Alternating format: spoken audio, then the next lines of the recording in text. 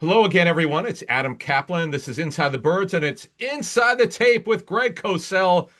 Greg, well, we did the offense. It was an interesting game, certainly for the offense.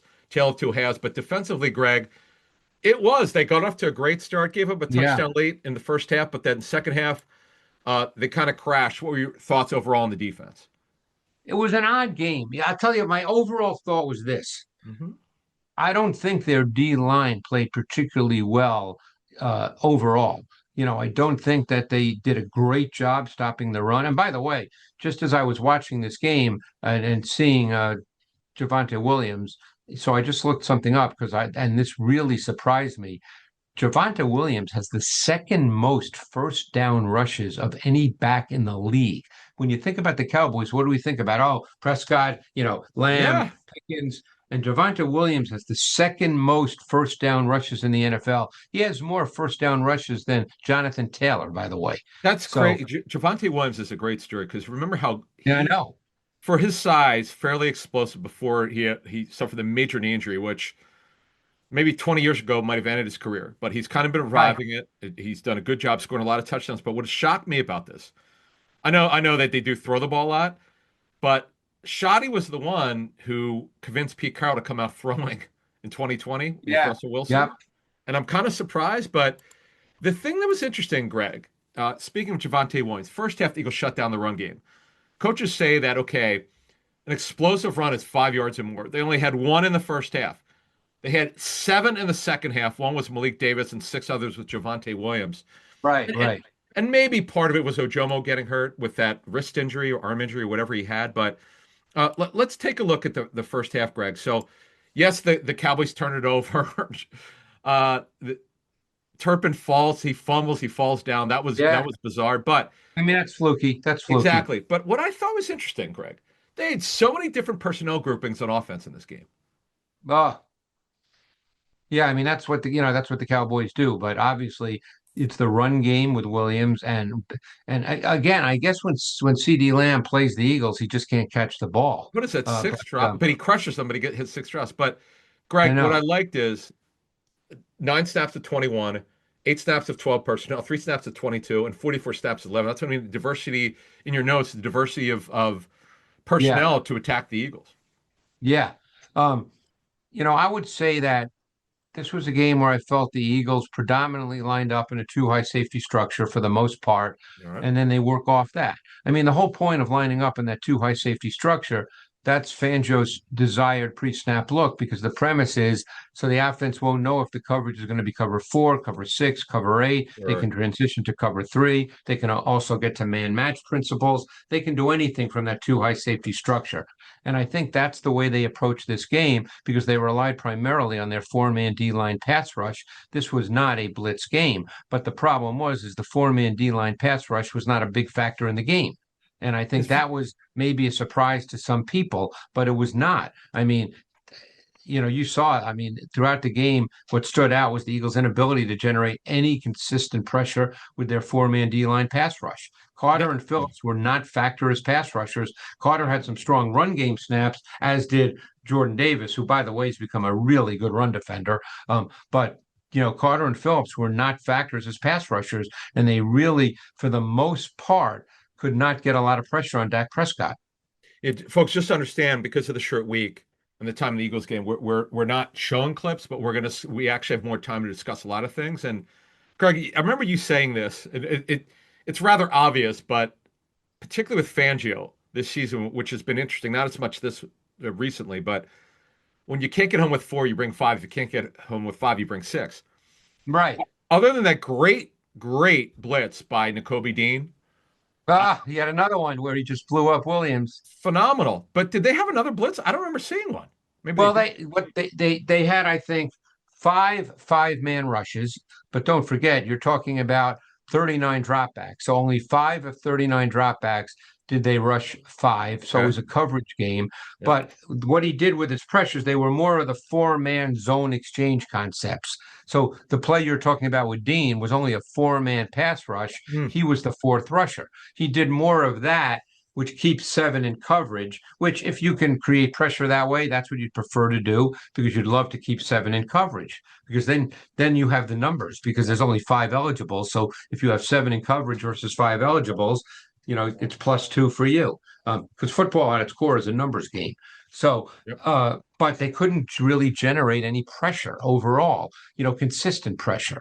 Um, so I don't think I think they had one sack. I think that was the only sack in the game that they had.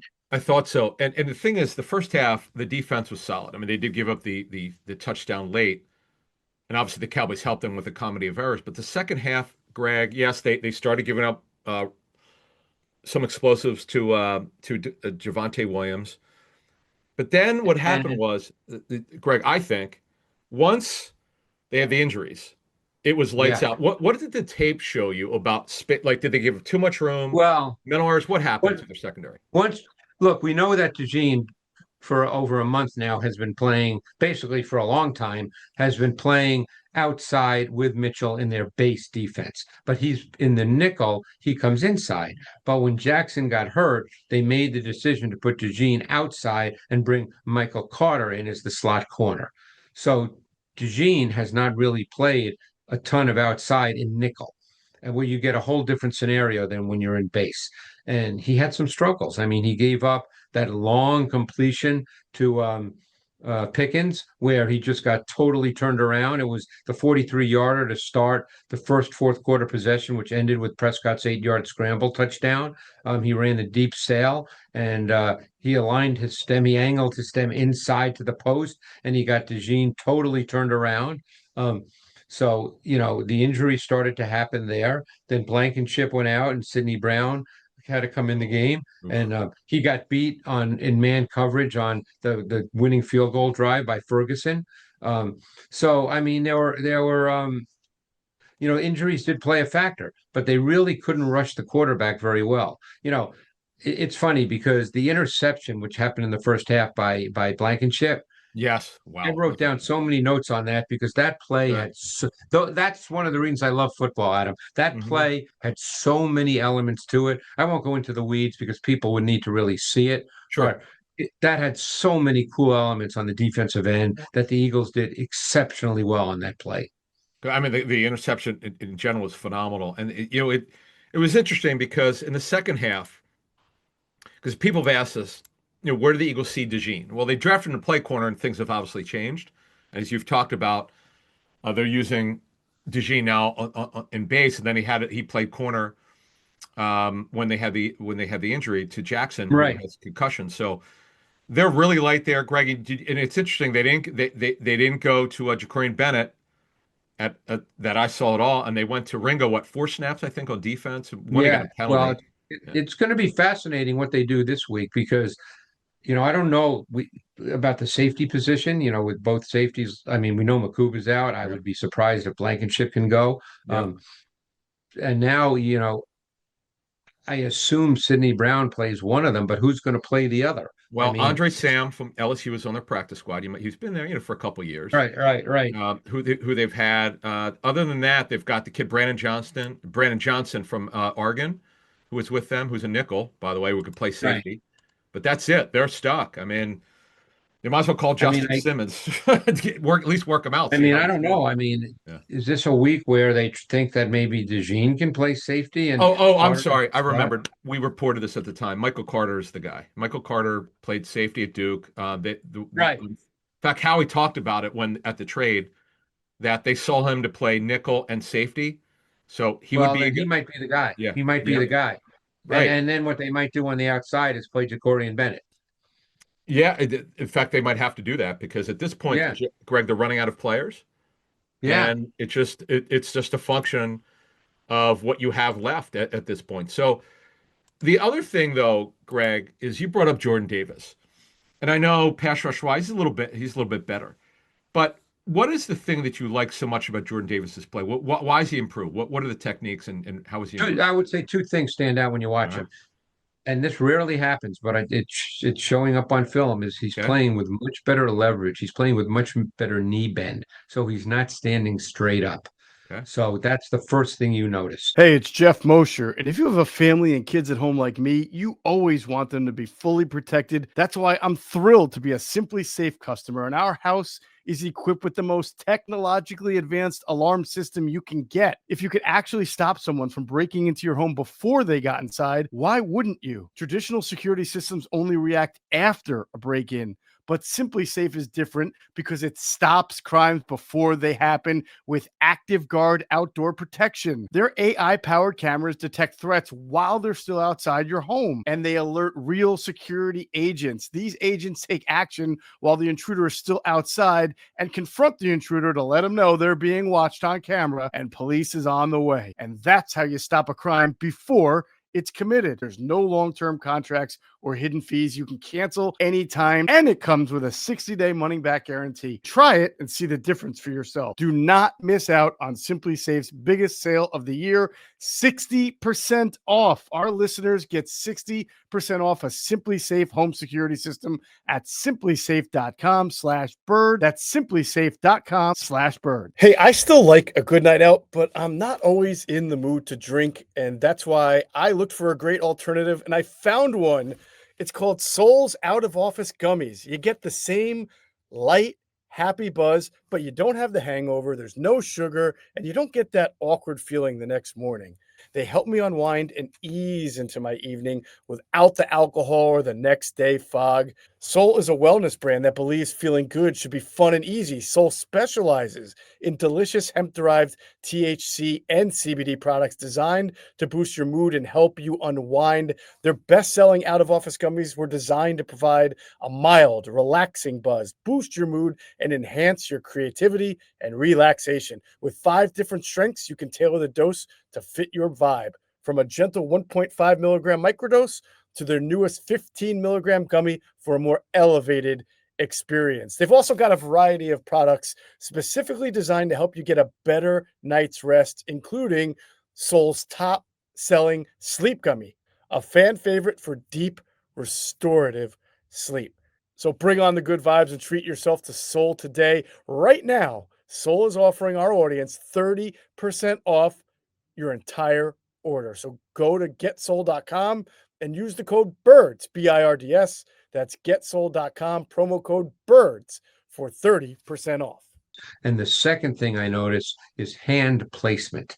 The thing about hand placement, and I learned this actually, believe it or not, from Juan Castillo years and years ago, There you go. you know, and the where you want to place your hands, because no one reacts to it this way, and I'll explain this. You want to place your hands, people can see me, I'm sure, right here, okay?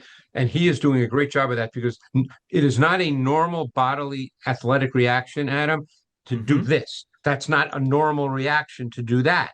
So if you get your hands right there, an offensive lineman doesn't go like this. That's not a normal reaction. Right. And he's doing such a good job of getting that first push right there. And because he's so strong, what happens is it just forces guys to like go back a little bit because he puts it right in a spot that they can't prevent. So he's done a really good job with that. So Nakobe Dean, fans want to know, what's going to happen with him, Campbell. We'll talk about that next year. But so far since he's been back, Greg, dominant. Your phrase has been, I mean, he looks phenomenal. What have you seen on tape from Nakobe Dean so far? The pass rush element, they use him either as a blitzer or more predominantly as in the 4-man zone exchange or sim pressures, as we call it. And everybody can see that, he's just so compact and powerful that he drives running backs right back into the pocket. He's been able to do that every week, but he's also very good in the run game. I think he's a quick trigger guy. He sees it and he goes. He has to play that way because for the most part, while he's not physical and powerful are two different things. He's physical, but he's certainly not going to move a 330-pound guard who's coming right at him. Sure. So he has to play with great key and diagnose and a quick trigger, and he's very good at that. It's like short quarterbacks. They have to learn how to throw over tall people. So they learn that at a young age. He's learned how to deal with people in the run game because he's not 6'3", And by the way, Campbell only played 11 snaps this week, and they all came in the first half. He didn't play a snap in the second half. Wow. Well, look at just coaches will tell you we play our best players. We're trying to win the game. The Yeah. development will have to come later. That's just the And way it now is. with Phillips there, Yeah. Campbell did not play any snaps in the base defense on the outside. Wow. Wow. Another question that people have. Okay, so Pickens had an unbelievable game. He caught all 9 targets, and of course he got hurt and left the game. He could have had more. What did George Pickens do? How did he get so open? What happened in this game? Well, the interesting thing is they moved Pickens around a lot in this game. He Okay. didn't just exclusively line up at boundary X. Now, maybe they did that because they didn't want to go the whole game with the Pickens-Mitchell matchup, but because he did a lot of his damage not against Mitchell. So they moved him around quite a bit, and it was very successful. And he's just, it's funny. I went back and looked at my notes when he came out, which was in 2022, Hmm. and I kind of kind of nailed him. I mean, because here's what I said. I said, what did I say here? I said he fits the profile of an NFL boundary X receiver, explosive both off the ball and into his route stem. He eats space in a hurry with stride length and build up speed. He ran by SEC corners, has outstanding ball skills. I mean, to me, this guy was a great prospect coming out. Again, we've heard about the personality part. I don't get into that, but I'm just Hmm. talking about the player on the field. Sure. He's a really tough cover, Adam. I mean, he's just a really tough cover. He's long. He's not explosive in the way, let's say, Jamar Chase is explosive, but he's explosive in a different kind of way because he's so long. But they moved him around in this game more than I would have anticipated. Yeah, he tacks the football, and Ah, he's just an amazing talent. And they have a guy now that's it's funny because he's up for a contract, and so far he's been on his best behavior because the Steelers were done with him. They wanted him off the roster, right, right. and you see how, by the way, I mean, I know that they're happy to have Metcalf, but they haven't found another receiver to complement him, and that's certainly been a problem. But And again, yeah, yeah, we don't get into, or I don't get into the yeah, personal stuff. I know you but I heard things just like you do. But yeah, the bottom line is the guy's a terrific receiver. I would bet most phenomenal. people don't know that he's got over 1,000 yards already, and there's only It's one other crazy. receiver over 1,000 yards, and that's Smith and Jigba. It's incredible. So when we look at the secondary, Greg, I thought just as the fourth quarter went, I mean, they had 3 DPIs on one series, which is not good. Yeah, And Coop, let's talk about Coop as a corner, because one of the big issues that Jeff and I found out when we were gathering information pre-draft and after the draft is clubs simply weren't sure. Was he a corner? Was he right, nickel? Because we know he's a corner in college. The fans just talked about it. But if you're taking a corner in the first or defensive back in the first round, you got to kind of know what he's going to be long term. Okay, you could get away with it first couple of years, but eventually you got to right. know. Clubs weren't comfortable. We knew he was a super freak athlete. We got all that, and we've seen that so far. He's been terrific. But Greg, you did like him for the draft. Did you see him in your pre-draft notes? Did you see him as a corner or a nickel or a safety? Hey, Philly fans, game day is stressful enough. Parking, traffic, long lines. We've all been there. But when it comes to your cannabis, Camden Apothecary makes it easy. This is the dispensary for sports fans, just minutes outside of Philly with plenty of free parking. You'll be in and out fast, no hassle, no waiting. And they don't just care about convenience. Camden Apothecary is all about the guest experience. Their staff makes sure you feel taken care of every time you walk in. Plus, they carry only the best quality cannabis at the fairest prices. So whether you're stocking up for the tailgate, the watch party, or celebrating a big win, you know you're getting the good stuff without overpaying. They even show love to the community with specials for fans, students, service members, and healthcare pros. Camden Apothecary, top quality cannabis, great prices, and an experience made for Philly fans 21 and up. Hey, one thing that always scares me is the latest financial scam. And with the holidays, it's all about finding the perfect gift. But this time of the year, not every deal is actually what it seems. You've got these scammers getting more creative to trick people into sharing their payment info through methods like fake shopping sites and giveaways. You know they're too good to be true. Luckily, Cash App's 24/7 fraud monitoring helps detect and alert for unusual card activity should someone gain access to your card. So you can act fast if something seems off. You can also log lock or unlock your Cash App card instantly right in the app for extra control and peace of mind. Stay one step ahead of these scammers this season. Keep your money secure with Cash App. For a limited time only, new Cash App customers can use our exclusive code to earn some additional cash. For real, just download Cash App, use our exclusive referral code, SECURE10 in your profile, send $5 to a friend within 14 days, and you'll get $10 dropped right into your account. Terms apply. That's money. That's Cash App. Cash App is a financial services platform, not a bank. Banking services provided by Cash App's bank partners. Prepaid debit cards issued by Sutton Bank. Member FDIC. Promotions provided by Cash App, a Block Incorporated brand. Visit cash.app/legal/podcast for full disclosures. Oh, I just pulled out my notes. You know, I ended by saying the question with DeJean is how will he be projected to the next level, with my sense that some teams will see him as a star, meaning a slot, while others might project him as safety. But I also believe he could be a full-time corner for a defense that features zone coverage concepts as its foundation. He's not a loose-hipped guy. You know, that's the thing. He's kind of straight line-ish. He's a little segmented opening his hips. You know, he's a little stiff. So he's not as transition fluid as you would like to play on the outside. Okay. He's straight line fast. Yes. You know, he ran a 4.43 at his pro day. And obviously he's a great athlete. He had the great vertical jump, all that great stuff.